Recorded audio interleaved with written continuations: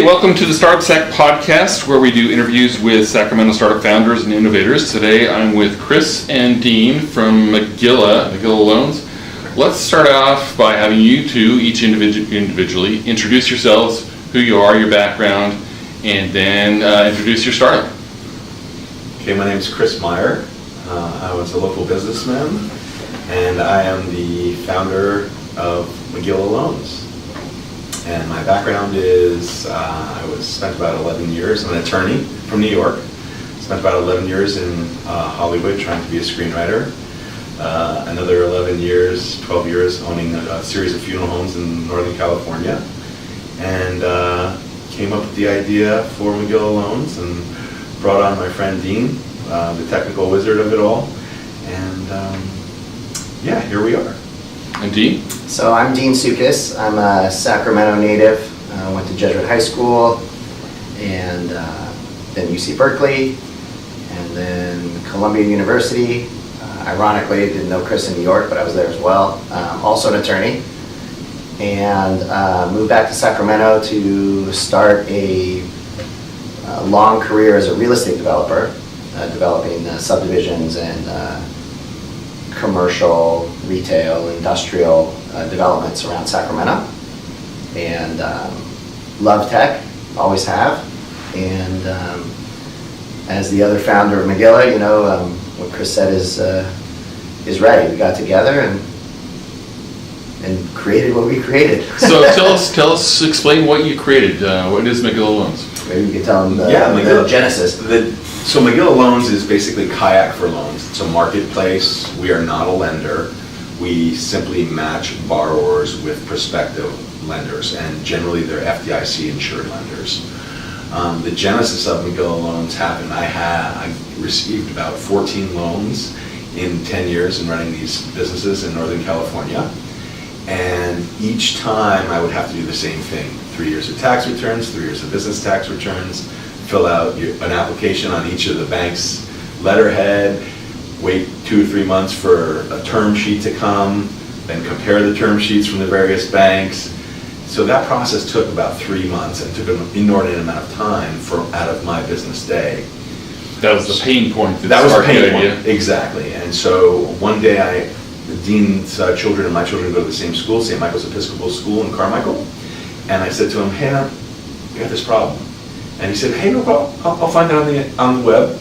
I'll find your search engine, I'll Google it, right? I think the words I said were, don't worry, I'll go back to my office, my real estate office, and I'll find your search engine. Exactly. Those are the words that came out of my mouth. That's exactly right. And 24 hours later, my phone rang and said, hey man, I think you should come into my office. I don't think this exists. And I said, no joke, it doesn't exist. I know it doesn't exist because I had created a little website of my own, totally raw, and showed it to Dean, and he's like, we can do a lot better, or I can do a lot better. So when was this? It's about 2 years ago. It's almost 2 years ago to the day, really. Yeah, I mean, it was around this time 2 years ago. So you went in, you found that there was an opportunity. You had a pain point. You found there was an opportunity. How did you proceed next in validating the market and developing business? We kind of didn't. I mean, basically, being businessmen we've been around the block. We've done this although in different businesses. Getting a loan for a project, whether it's a real estate project or a funeral home, a bakery, your house, between the two of us, we've got a lot of loan experience. Yeah, you were the subject matter expert. We were our own customer, and our customer was ourselves. And we said, well, what do we want? Well, I'm not trying to get out of credit card debt. I'm trying to buy or refinance a $6 million office building. Or I want to buy a $10 million retail project. Or I want to refinance a $350,000 house. I mean, we wanted to create something for guys who would not have a problem getting a loan, or women who would not have a problem. Sort of a plus 700 credit score, a person that could get it, no problem. And the idea is that we want to find, how do you find the best rates the fastest? And the whole term of the art in the industry is, from every banker, is we want the relationship. We want the relationship. Well, we think that along with Kayak and what Amazon did to the bookstores, people are used to using search engines, right? They use aggregators. They want to find the information fast, and then they want to proceed down the road with someone, with just one person. And as two people who don't mind digesting information, because we're experienced businessmen, all we're looking for is the information. I will then make my own judgment call. And we use Kayak as the example because it's very relevant.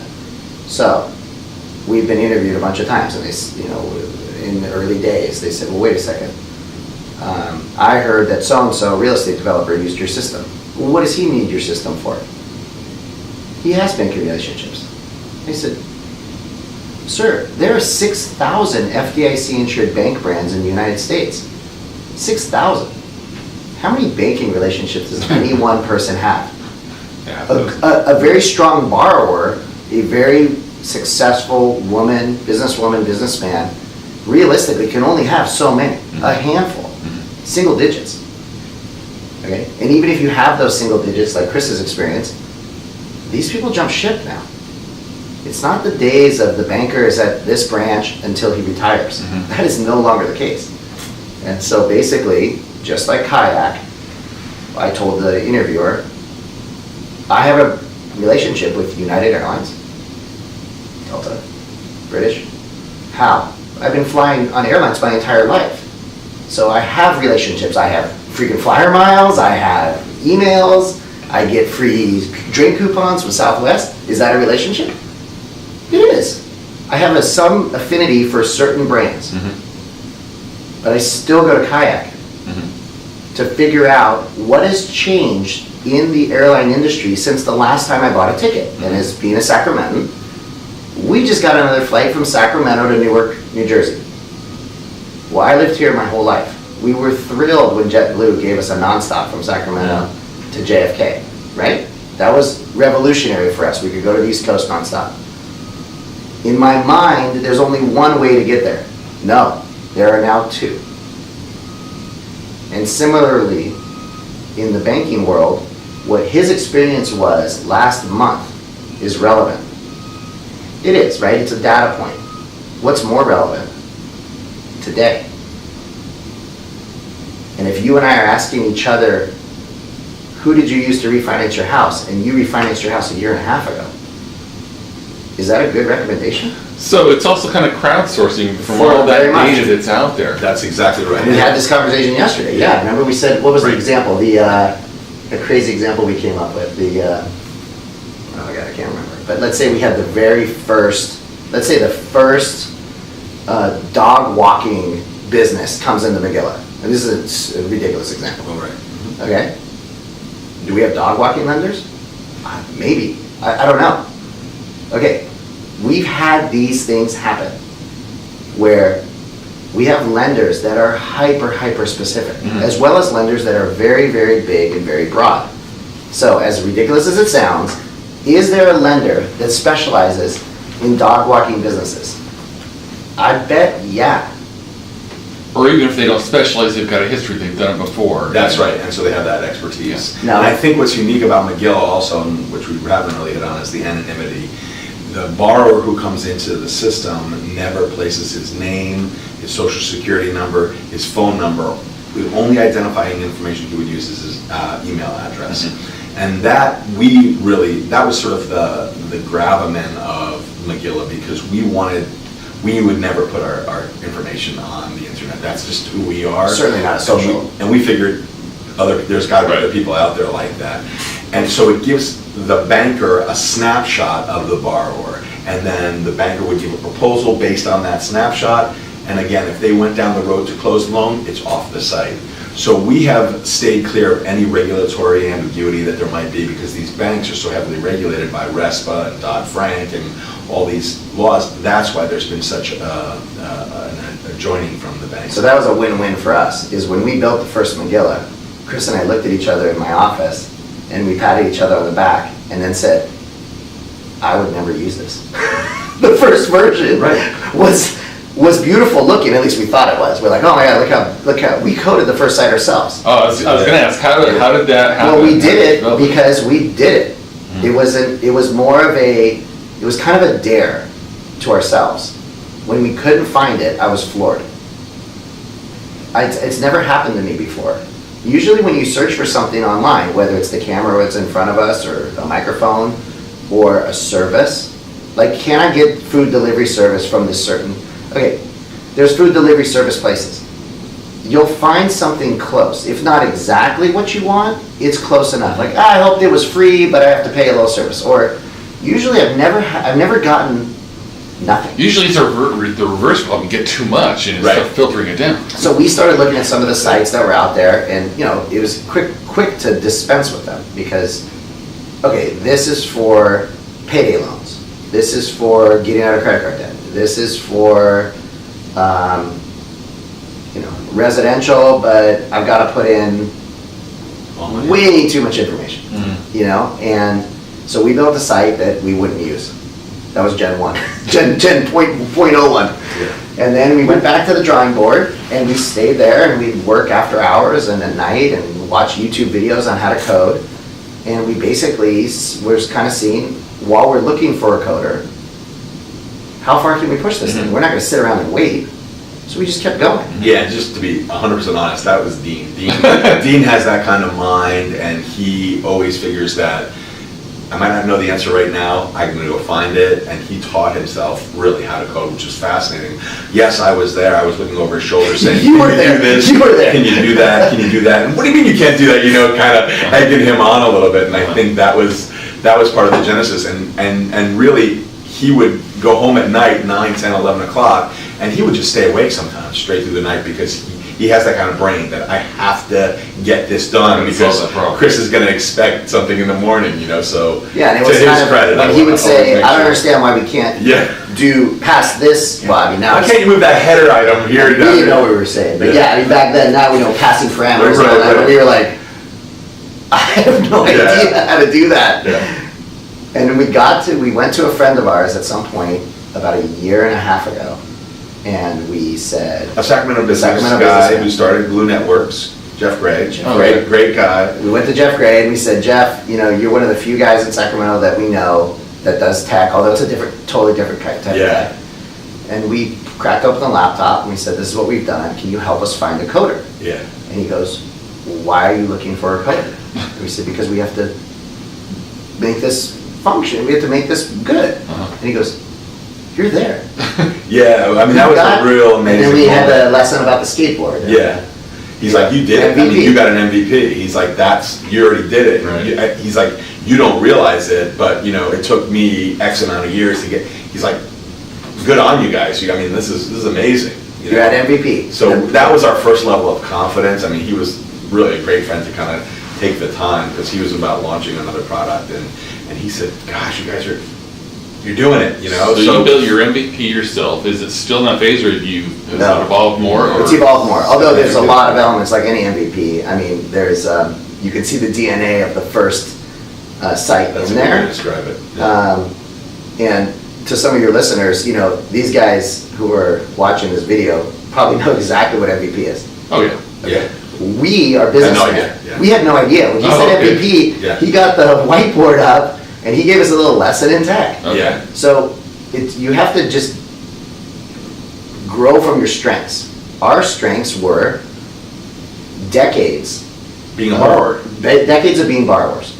Not bankers. That was the key. I mean, people would always say, we went to a conference down in Palm Desert, a banking conference that we were graciously invited to by the California Bankers Association. A woman took a liking to us, and we went down there, and they were like, what do you guys know about banking? And we were like, well, that's just it. We don't know anything about banking, and I think that's why we can create this platform. You can be a disruptor. Right. We're coming with a very fresh view of, being attorneys, we understand the regulatory environment, and that helps too. That was huge.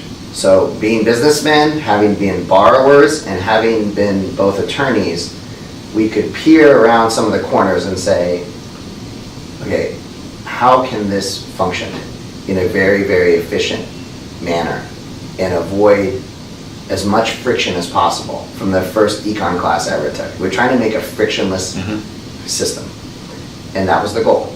And not coming from a broker background, either of us, and not coming from a banking background, kept our view pretty pure. Yeah, you're really from the user's perspective. That's exactly right. Yeah. That's exactly right. And we're empowering the borrower, right? So in a lot of other systems, you get hit up by phone calls or whatever it is.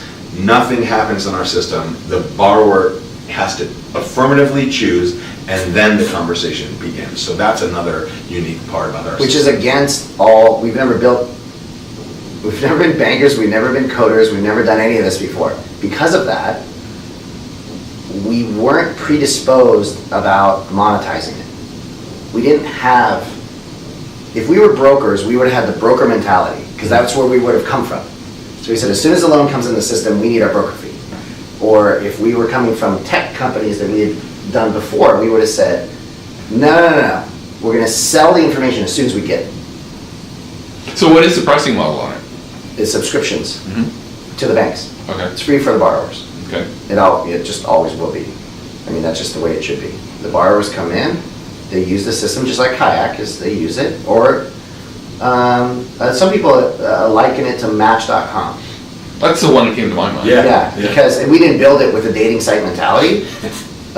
We're both married and been married long enough that the dating sites were, I don't even know if they existed. Not when I heard of it. So, it's a little bit like Match.com. Okay. And there's elements of Match.com, Kayak, and even to a certain extent Facebook in it. Because there's an element of, the lender, we've given the borrower the power, just as Chris said. The lenders are saying, the borrower's saying, I'm looking for something kind of like this. This is what I look like. Financially, I look like this, and the asset I'm trying to purchase or refinance, whether it's a house or a business, the asset looks like this. And then the bankers are on the other side of the equation, like Match.com, saying, well, I'm looking as a residential banker in San Diego County, and being an experienced residential loan officer, I'm looking for refinance loans in excess of $1 million because I work an affluent area in San Diego. So he can pre-filter his criteria. So I'm looking for this guy kind of looks like this, they meet on Magilla, but the borrower now chooses who to connect with. And so that's the element of Facebook that's in there, where the bankers are used to the borrowers coming into the branch, and you're handed, just like Chris was, a stack of very invasive information. Right? Why? Because that's the way it's done.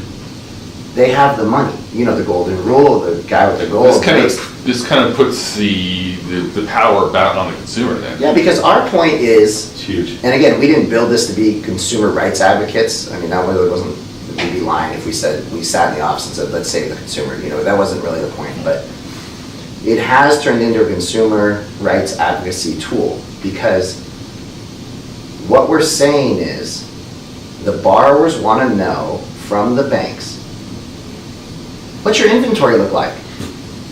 It's like a car dealer. Wouldn't it be crazy to walk into a car dealer and not know what kind of cars they sell that particular month? That seems ridiculous and stupid. But is it? Because that's what the banks, that's the process that's going on right now. It's as if you went to a car dealer, and as soon as you walked in the door, you were greeted. You were given a bottle of water with the car dealer's logo on it. They said, come with me. And they put you into finance. But you haven't picked out a car yet. Right. And you don't know what cars are on the lot. Right.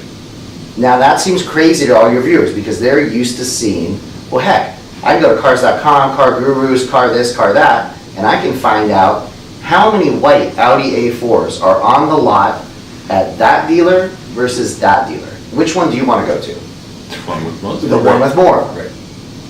How can you amass that information as a borrower? Well, in the current system, you can't. And what Chris and I now know better now than even before, there's inventory. It's a different type of inventory. It's capacity. Capacity to loan in certain categories of assets. Yeah, I mean, each bank has a portfolio of real estate assets, right? So if each year they're analyzing, each quarter, probably each day they're analyzing that portfolio. And when they get heavy in industrial, the word comes down from above, buy out the residential marketplace because we need more resi And loans. ease up on industrial. You would never know that as a layperson, right? That's where Magilla comes in. Now you would know it, because you would come in and you'd see Bank of America has got the lowest rates by far in the residential marketplace Is that in a fluke? Sacramento today. Is that a fluke? No. Magilla's telling you. Not even Magilla's telling you. The bank themselves are telling you. Through you. Through us. And before I forget, Magilla, what's the website that they... MagillaLoans.com. Magilla loans.com. Yeah. Correct. So people can watch this and go Now, check people our age, Yeah. people our age remember fondly a cartoon called the Magilla Gorilla. Yeah. A lot of your viewers are going to say, "What's the Magilla Gorilla?" Oh, And that's we just love okay. the There'll be a blockbuster movie made about it. Yeah. Exactly. We just like the name. So it was actually the day we sat down to kind of fiddle with the first gen of the website. That was actually the placeholder name. Chris had put the placeholder name on the very, kind of sketchy landing page he put together. He's like, "Oh, don't worry about the name. That's just a placeholder." Okay. And we went to our first couple banker meetings, and we tried to see what their reaction was going to be to the product, because that's the whole point. If the bankers don't use it, why build it? And they talk, they're like, "Oh, this is great. Love it. But you're basically going to make us more efficient. We're going to save a lot of money." And then they hang up, and before they go, "Oh, one more question, one more thing. Love the name." So we're like, "Let's keep it."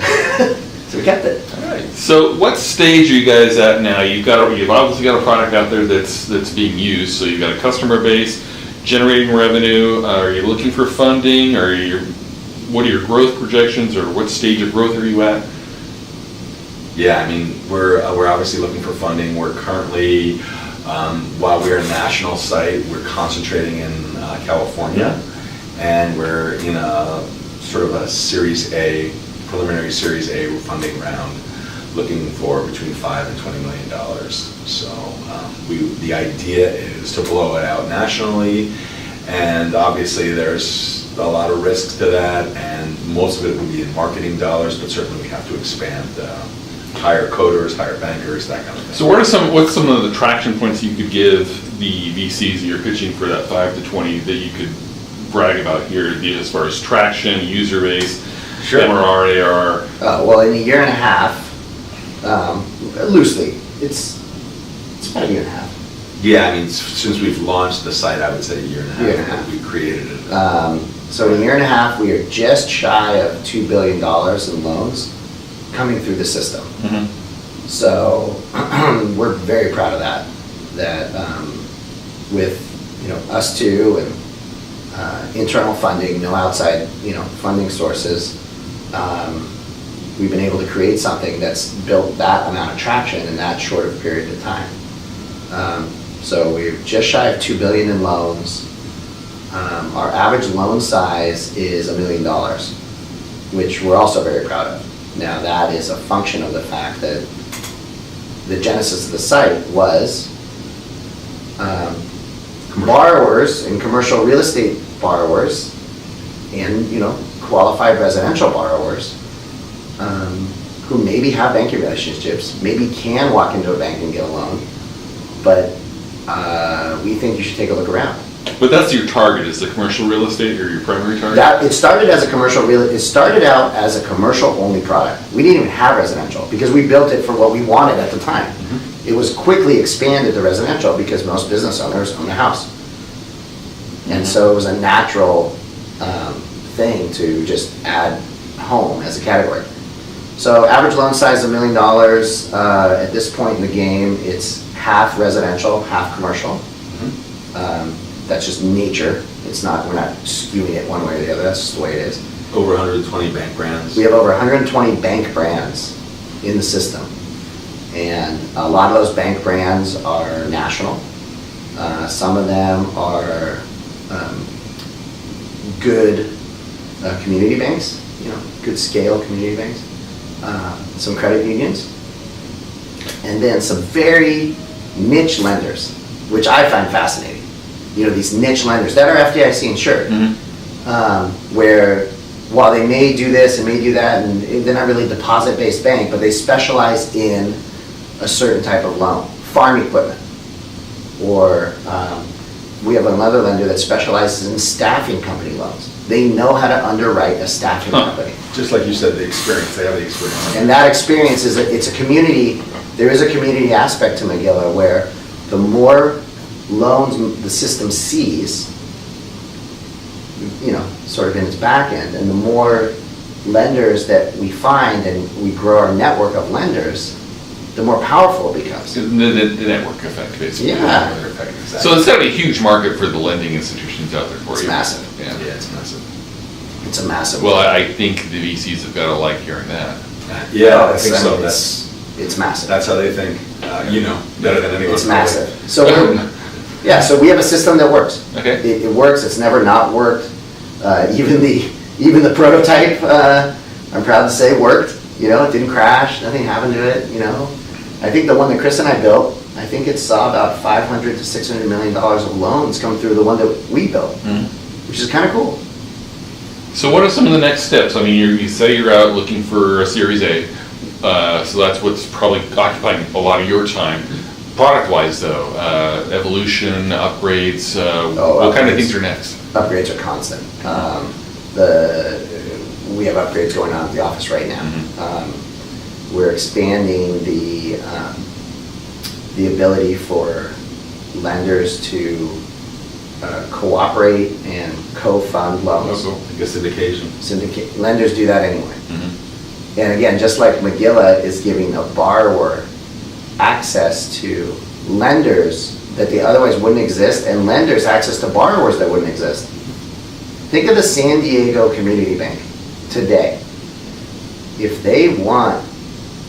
they're interested in owner-occupied office buildings between $3 million and $5 million, and I'm out looking for an owner-occupied office building, how would I see that bank and how would that bank see me?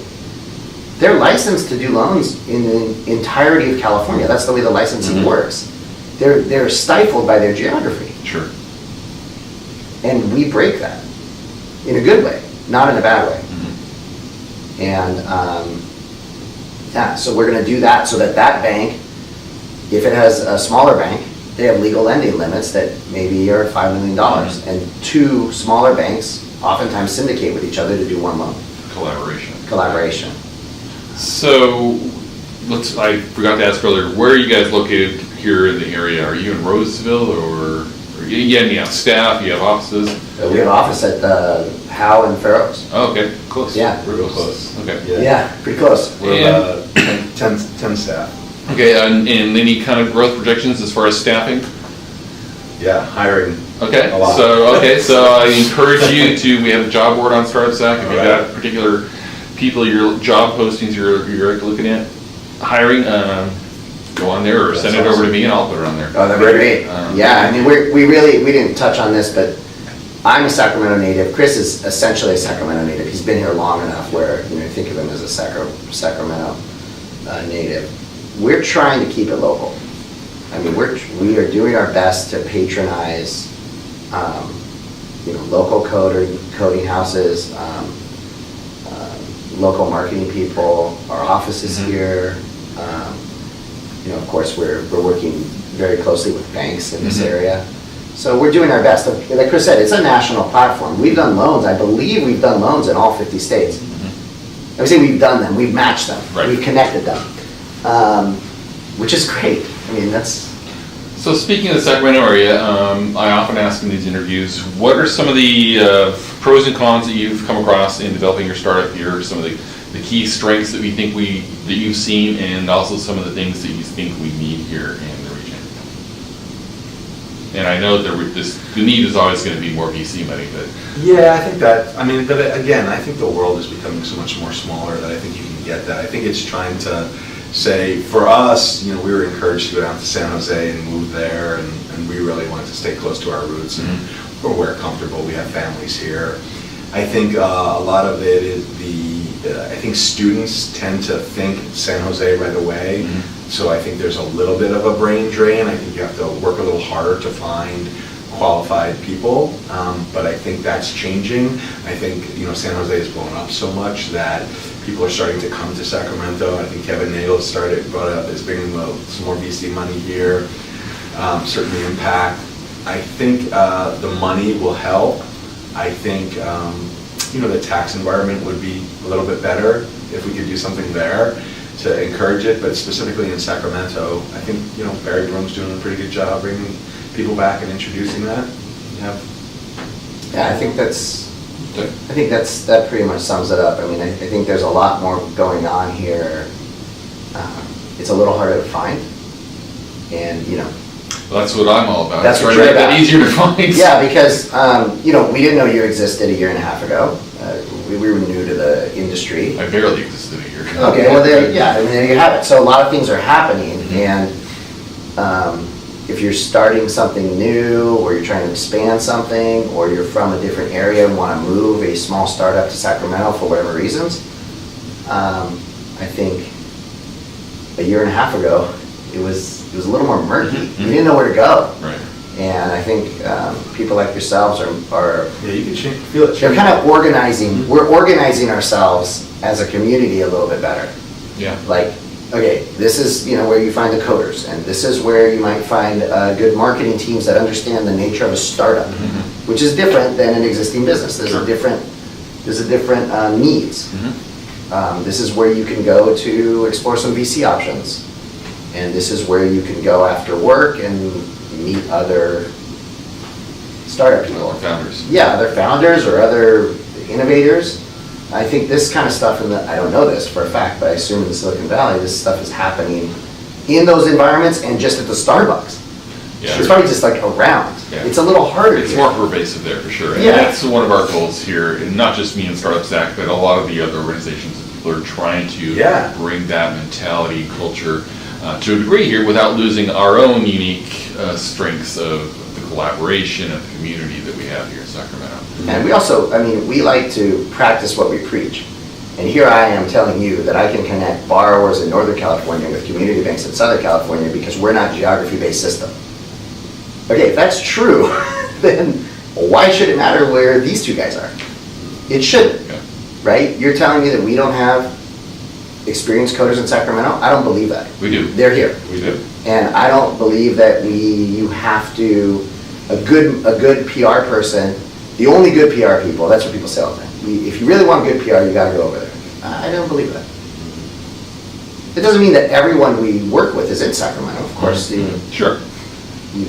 If you have trouble finding the right person, eventually you have to use who you found. But over time, as we organize ourselves better within a community, We'll help in any way possible, because Yeah. we've learned a lot in the 2 years we've been in business, and we try to, I read a blog specifically about that, how to intermix family and startup life, especially as an older guy. So, we encourage people to read that, Startup Life, but we want to also be there to help people, because we wish there was some guy like us who led us through the maze a little bit, and Jeff Gray was certainly one of them, and Jules Atia from DLA Piper. DLA Piper was another one. Craig Clark, who founded CoreLogic, has been great. So there are players here. And those are some powerful, real powerful. Those are powerful players. Yeah. So speaking of that, I always like to kind of end on what advice or tips have you learned in this journey over the last couple of years that you could share with the viewers here watching this and listening to? Yeah. Key takeaways that come to mind. Key takeaways is certainly try to find a mentor who's been through it and who's willing to just take you under their wing for no fee. I think that there's some sense of honesty there. I think the biggest thing is that it has to burn inside of you. The passion. The passion. It's if Dean didn't have that mindset that I'm going to create this at all odds and I don't want to hear no, the inability to hear no, that no just seems not right now, that I think is the greatest gift you could ever have as an entrepreneur. There's so many people who have great ideas and don't execute them. So the inability to hear no and have that burning passion like we did for this and we still do for this, I think that's the greatest gift you could have. Yeah. Indeed. I've used this one before, but I'm going to use it again because I still believe it. It's still the best one.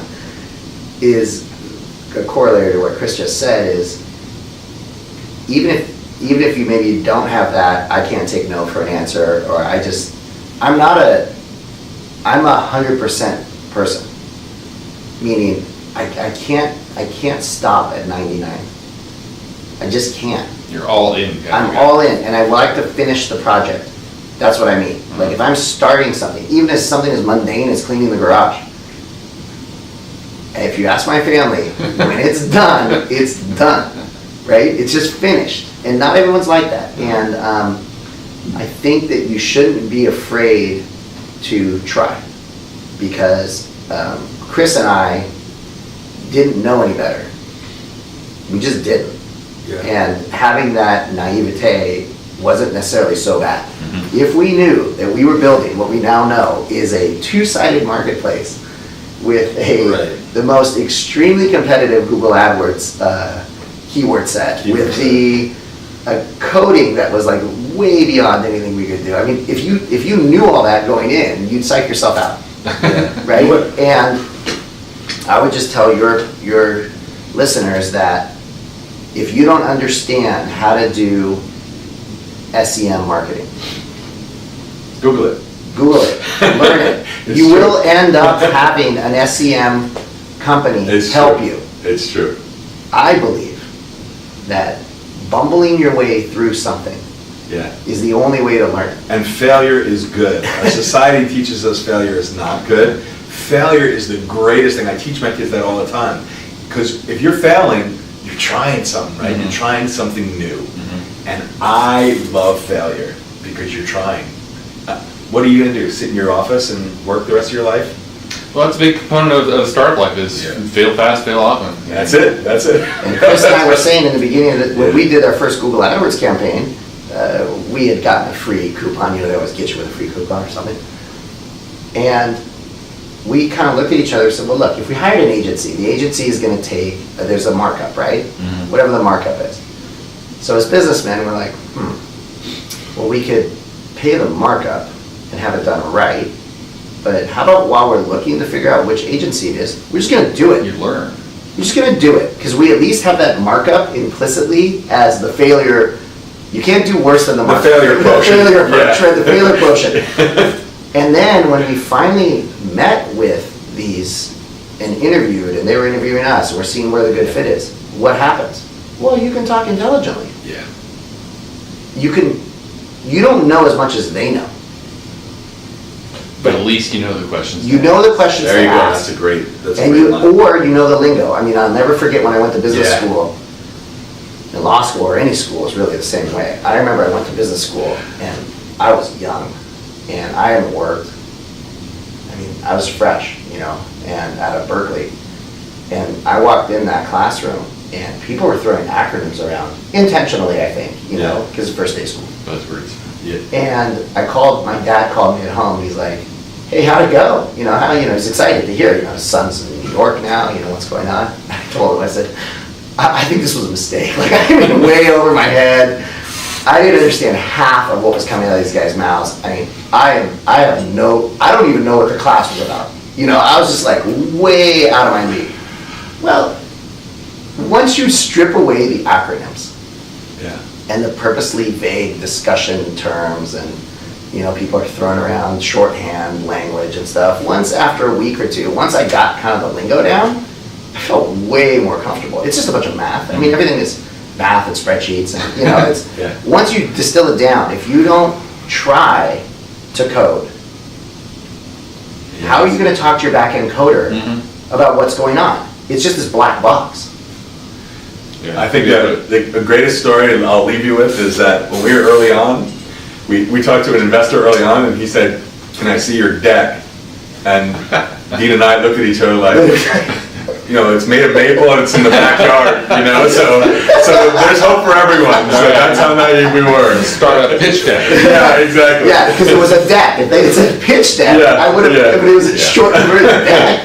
That's the kind of vulnerability we look at each other, we're like, did you know what he's saying? I have no idea what he's talking about. All right, guys, I want to thank you for your time. Thank you. I want to wish you the best of luck going out there. And MagillaLoans.com, right? Correct. All right. Thank you. Thank you, guys. Appreciate your time.